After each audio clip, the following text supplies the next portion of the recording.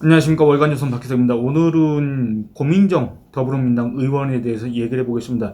이 고민정 의원에 대해서는 상당히 영상을 찍거나 아니면 이렇게 그 발언을 갖다가 비판하는 그런 기사, 칼럼 이런 걸 쓰고 싶은 욕구가 들 때가 많이 있습니다. 왜냐하면 너무 이렇게 어처구니 없는 그런 주장을 할 때가 많이 있기 때문입니다. 그럴 때마다 고민을 하게 됩니다.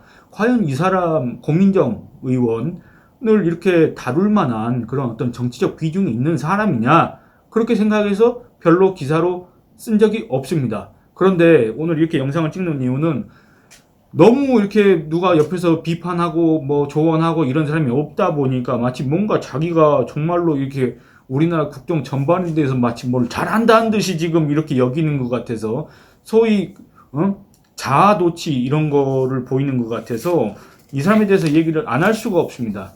뭐냐면 이 사람이 이제 한때 문재인의 입 노릇을 했지 않습니까? 문재인 대통령 청와대에서 대변인 노릇을 했기 때문에 어쨌든 뭐 문재인 정권을 갖다가 옹호하고 싶은 마음은 이해합니다. 이해하는데 그걸 하려고 해도 어떤 사실관계, 어떤 논리, 설득력 이런 걸 갖고 있어야 되는데 그게 부족하다 그겁니다. 이 고민정 의원이 최근에 뭘 했냐면 안철수 윤석열 대통령직 인수위원회 위원장이 문재인 정권 5년에 대해서 아주 처참한 혹평을 했습니다. 뭐라 그랬냐면 인수위원회 전체 회의에서 경제는 엉망이고 나라는 빚더미고 국민은 허리가 휘는 상황. 이것이 새 정부, 윤석열 정부, 현 정부에게서 문재인 정부에게서 물려받은 성적표라는 것을 국민에게 말씀드려야 한다. 이렇게 하면서 문재인 정권의 실정을 갖다가 꼬집었습니다. 그리고 또 뭐라 그랬냐? 문재인 정부에서 연평균 경제 성장률이 박근혜 정부보다 1%포인트 낮다. 국가 채무는 연평균 95조 9천억씩 증가해가지고 경제 활력은 떨어지고 빚은 늘었는데 공무원만 13만 명 늘려놨다. 그러면서 안철수 위원장이 상황 평가를 제대로 하지 않으면 전 정권의 부정적인 유산과 새 정부의 정책 성과가 뒤섞여 혼란을 주고 불필요한 정치적 공세에 휘말릴 수 있다. 그러니까 이 말은 뭔 말입니까?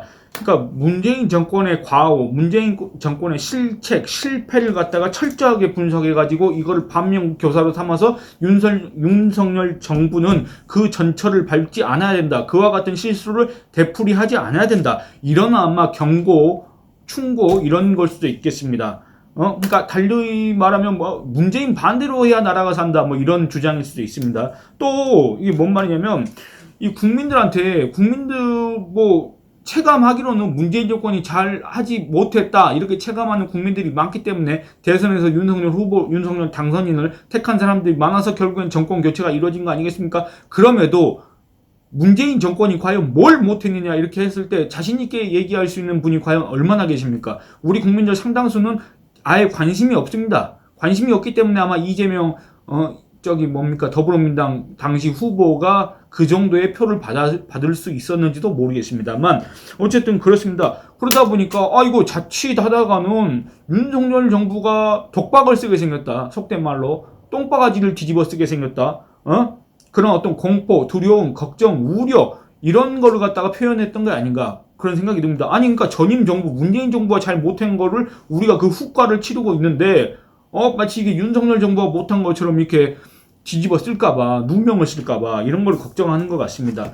그러니까 이 관련 기사를 보면 또 익명으로 처리한 인수위 관계자가 뭐라 했냐면 아니 곡간 열쇠를 받아서 봤더니 곡간이 텅 빈 것뿐만 아니라 싱크홀이 있는데 거기를 살짝 덮어놓은 것 같은 그런 상황이다 이런 식으로 했습니다. 그러니까 이게 뭡니까?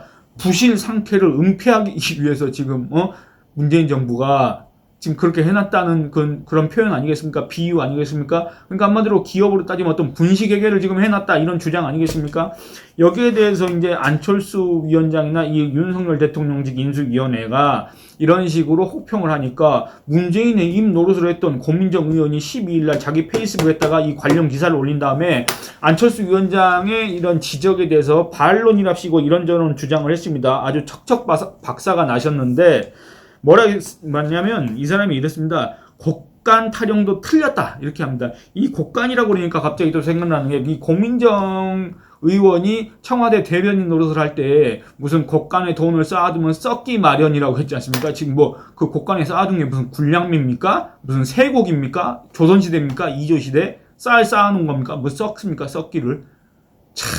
그 비유도 이런 식으로 하는 사람인데 곡간 타령도 틀렸다. 텅 빈 것이 아니라 알차게 채워졌다. 이렇게 주장을 했습니다. 그러니까 문재인 정부가 정말 합리적으로 내실 있게 이 국가 재정을 운영해가지고 알차게 지금 뭔가 다음 정부를 위해서 준비가 돼 있다. 뭐 이런 식의 주장 아닙니까? 한마디로 강변입니다. 강변. 에? 곡간에 알차게 채워져 있다. 시력이 안 좋은 건지 아니면 뭐 지력이 딸리는 건지 이해력이 부족할 건지 부끄러움이 없는 건지 양심이 없는 건지는 여러분들이 한번 판단해 보시기 바랍니다. 정말 이 말이 어처구니가 없습니다. 문재인 정부 5년 동안 그야말로 빚잔치를 벌였습니다. 빚잔치. 이게 절대 과언이 아닙니다. 지난 문재인 5년 동안 누적된 재정 적자는 정말 최악의 수준이고 국가 재정 건전성도 급속도로 악화됐습니다. 박근혜 정부 마지막 해, 사실상 박근혜 정부 마지막 해는 2016년도 아니겠습니까? 이때 국가 채무가 얼마였냐면 627조 원이었는데 문재인 정부 마지막 해 올해 본 예상 기준으로 국가 채무가 1064조 4천억입니다. 404조 2천억 늘었습니다. 404조 2천억. 이명박 박근혜 정부 때 국가 채무가 늘어난 게 각각 180조 8천억, 170조 4천억인데 이 이명박 박근혜 정부 9년을 합해도 이 문재인 정부 5년을 따라갈 수가 없습니다. 역부족입니다. 뭐 요즘에는 뭐 이걸 갖다가 또 이렇게 은어로 넘사벽이라고 하는데 넘사벽입니다. 그야말로 문재인 정부는 넘볼 수가 없습니다. 한 번도 경험하지 못한 정권, 한 번도 경험하지 못한 대통령. 그렇지 않습니까? 그러니까 국가 채무 비율도 폭등했습니다. 이명박 정부 때 3.3%포인트 증가했고 박근혜 정부 때 5.2%포인트 증가했는데 문재인 정부 5년 동안에 14%포인트 늘었습니다. 이것도 도저히 따라갈 수가 없습니다. 아마 전무후무한 기록이 될 수도 있습니다. 윤석열 정부가 이거를 고치지 않는다면, 개선하지 않는다면 또 이런 성적을 낼 수도 있겠지만 어쨌든 지금까지는 없습니다. 그래서 초유의 일입니다. 그리고 이렇게 우리나라 재정 상황이 악화됐고 건전성도 지금 형편없이 무너진 상황을 누구나 다 알고 있습니다. 우리 국민. 그렇지 않습니까? 그런데 알차게 채워졌다? 도대체 뭔 얘기를 하는 겁니까? 대체 무슨 의도, 무슨 목적, 무슨 생각을 갖고 이런 얘기를 하는 겁니까? 아니 정말 국민을 이제는 가재, 붕어, 개구리, 뭐 가붕개보다도 못한 무슨 뭐 어디 미생물, 단세포 동물 뭐 이런 걸로 여기는 거 아닌가 그런 생각마저 들 정도로 정말 이런 주장, 이런 강변을 들을 때마다 솔직히 말씀드리면 화가 침입니다. 대체 뭔 얘기를 하는 거예요? 아니 자기가 대체 무슨 얘기를 하는지 알고는 얘기를 하는 겁니까? 무슨 말입니까? 문재인 정권의 빚잔치 때문에 온 나라가 너덜너덜해졌습니다. 안철수 위원장이 이 상황에 대해서 뭐라고 표현했냐면 폐허라고 했습니다. 폐허.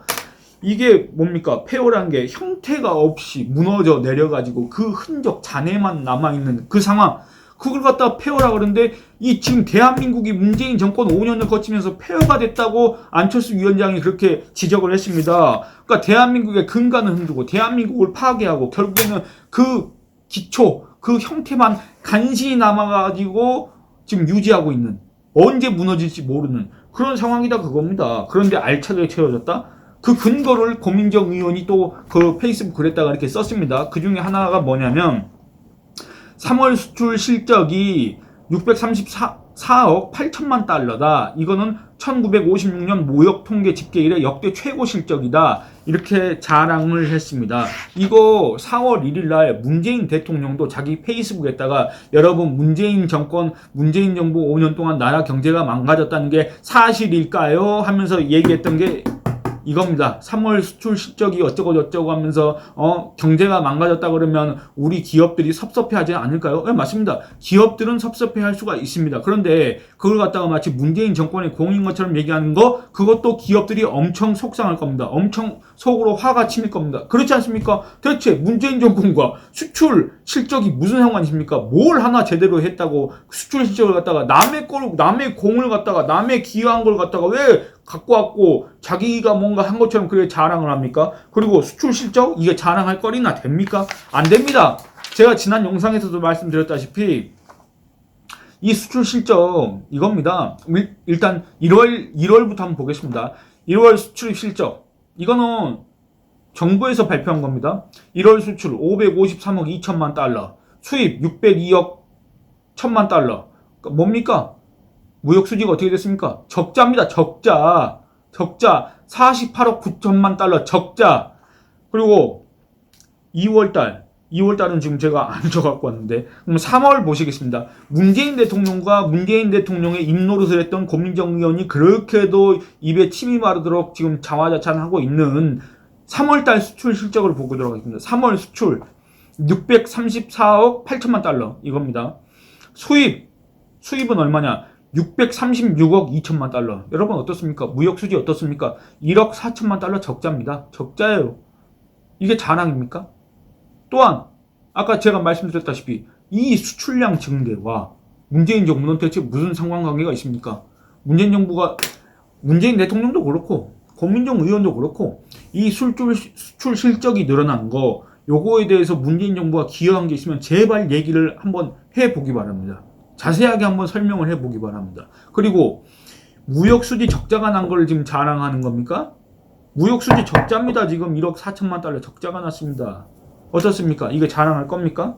물론 기업들 입장에서는 자랑할 겁니다. 그리고 1억 4천만 달러 적자가 또 예전에 1억 4천만 달러가 아닙니다. 지금 환율이 엄청 뛰었습니다. 그렇지 않습니까? 이 환율이 올라가고 이 수입이 늘고 이러면 또 국내 경제에 어떤 영향을 미치는지 고민정 의원은 압니까? 이 수출이 감소하고 증가하면 국내 경제에 어떤 영향을 미치는지 고민정 의원은 확실하게 이해를 하고 있습니까?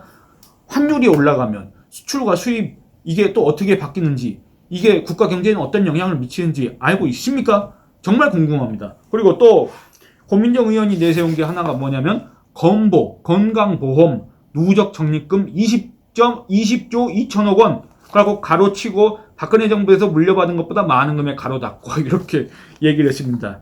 제가 작년에 기사를 쭉 쓰고 문재인 정부의 국정과정 이행 실적을 갖다가 여러분들한테 영상으로도 설명을 드렸지만 박근혜 정부하고 비교할 거리가 안 됩니다. 이 문재인 정부는 비교할 항목이 별로 없습니다. 근데 뭐 박근혜 정부에서 물려받은 것보다 많은 금액 왜 그런지 한번 설명을 드리겠습니다.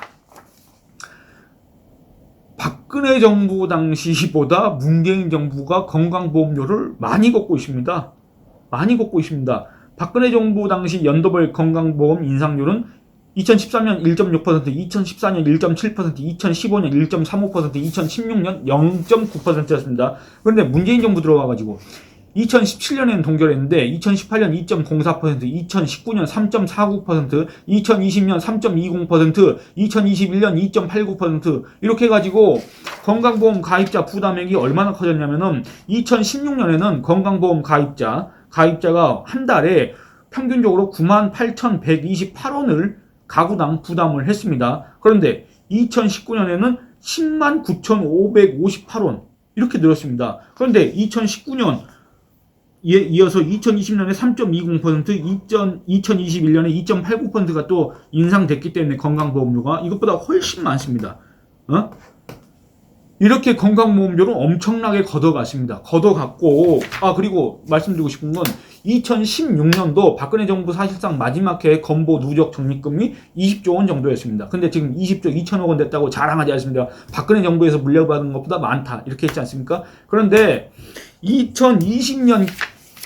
2020년에 건보 누적 적립금이 얼마였냐면 17조로 떨어졌습니다. 소위 말하는 문재인 케어를 한답시고 해가지고 뭐 건강보험 보장 확대한다고 했는데 별로 확대하지는 못하고 돈만 써가지고 건강보험 적자가 나서 누적 적립금 얼마입니까? 한 거의 3조 원 가까이 까먹었습니다.